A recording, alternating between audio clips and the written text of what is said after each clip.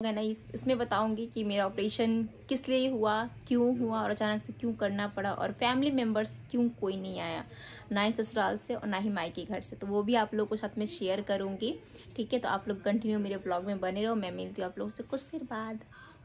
Hello everyone, good morning guys. तो ये है मतलब एक दिन पहले का मैं जा रही थी हॉस्पिटल बस से जा रही थी क्योंकि मुझे कटवाने थे टाँके, क्योंकि टाँके सूख गए थे। लगभग मुझे ऑपरेशन किए हुए 8 दिन हो गए थे। 8 दिन के बाद से मैं और मेरी हालत पहले से तो ठीक है, आप लोग देख सकते हैं मेरे फेस के गाइस, हिसाब वेलकम से। Back to my YouTube channel. कैसे हो आप सब लोग? उम्मीद करती हूँ कि आप सब अपने घरों में स्वस्थ होंगे और मस्त होंगे। और सबसे पहले तो गाइस मेरे घर की आप लोग हालत देख लीजिए। घर की हालत जबकि मैंने बहुत सफाई कर दिया है, बहुत साफ सुथरा कर दिया।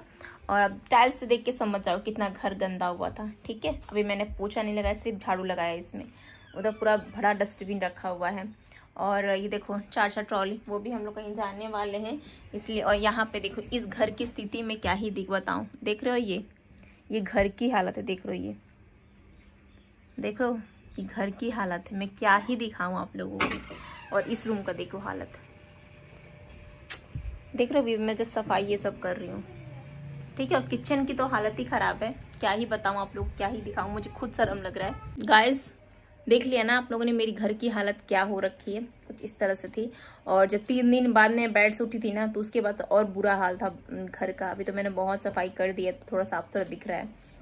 आज भी मुझे कंटिन्यू सफाई करना ही करना है, क्योंकि अगर मैं नहीं करूंगी तो घर ऐसे गंदा हो रखा है। और गाइज आप लोग ना आप लोग को बताती हूँ, मैं जब मेरे ऑपरेशन हो गई थी ना, तो ठीक मैं 3 दिन बाद उठी थी बेड से, पूरा घर क्लीनिंग की थी। और जो चौथा दिन जो हालत मेरी थी ना, कि मैं क्या ही बताऊं, बहुत ज़्यादा हालत मेरी ख़राब हो गई थी। क्योंकि बाद जब मतलब घर क्लीनिंग कर चुकी थी, तो उसके बाद से जो मेरी हालत हुई ना, टाँके में बहुत ज़्यादा पेन था। और फिर मैंने काम नहीं छुआ दोबारा। जब जिस दिन दर्द हुआ ना टाँके, उसके बाद फिर मैंने कभी काम नहीं छुआ। फिर मैं 2 दिन तक रेस्ट की, क्योंकि मुझे पता है कि अभी मैं काम करूँगी तो ये ऑपरेशन ही, मेरी नॉर्मल डिलीवरी नहीं है।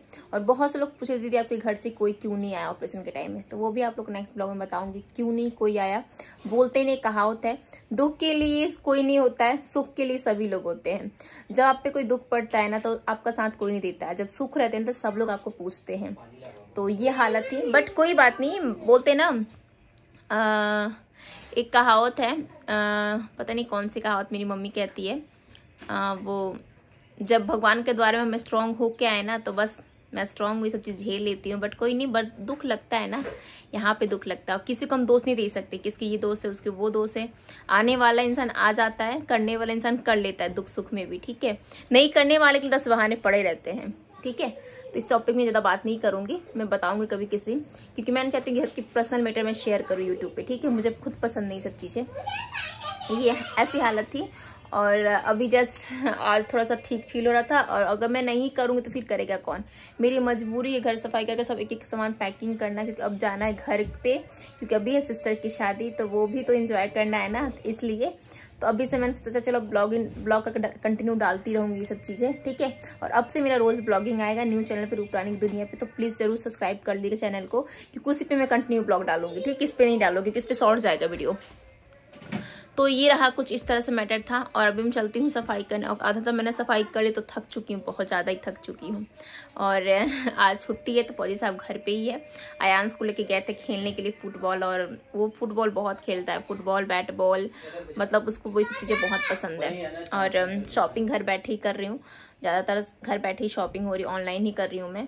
और अभी तो पता है गाइस, पार्सल इतने ज़्यादा हो रखे हैं प्रमोशन, वो देखिए सब इतने सारे पार्सल रखे हैं प्रमोशन के लिए। देख रहे हो, ये सब करके प्रमोशन भी सब करना है, क्योंकि सब लोग बहुत मतलब एक होता है ना, कुछ लोग आस लेके कर भेजते हैं कि दीदी मेरी प्रमोशन कर दो। बट उसी टाइम में ना मेरा ऑपरेशन अचानक से हो गया था, इसलिए मैं किसी का भी प्रमोशन नहीं कर पाई थी।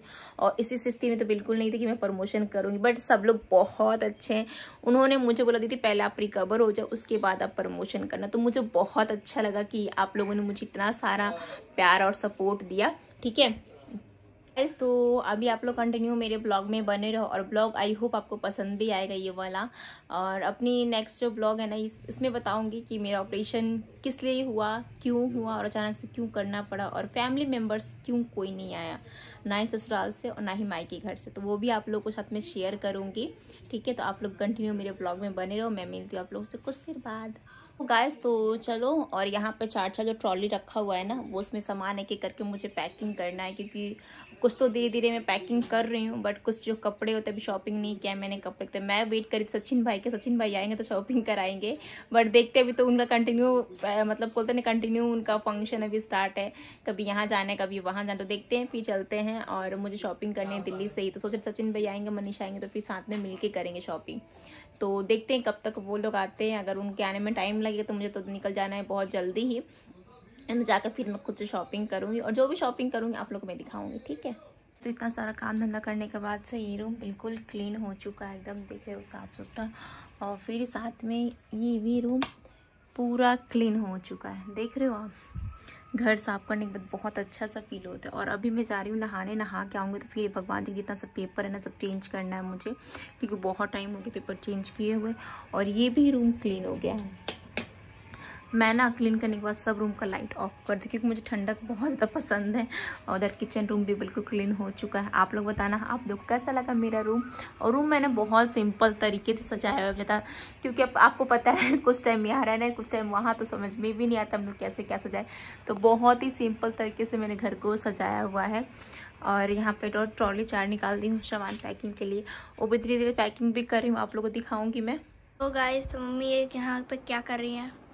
यहाँ पे मैं साड़ी सब सेट कर रही हूँ, क्योंकि जो घर पे लेके जाना है ना उसको सब साइड कर दूँ। और सोचा कि अभी दोपहर में टाइम है तो फटाफट ये सब काम निपटा लूँ, क्योंकि अभी तो मैंने शॉपिंग किया नहीं, लेकिन जो मतलब जो छठ में पहनना है, जो और भी सब फंक्शन में पहनना वो सब है, तो वो सब पहले पैकिंग कर लो। पता है गाइस सबसे बड़ी बात क्या है ना, सारा मेरा ट्रॉली साड़ी से ही भर के, तो और सामान में कहाँ पर एक ट्रॉली सिर्फ साड़ी हो रखा है, आप लोग समझ सकते हो।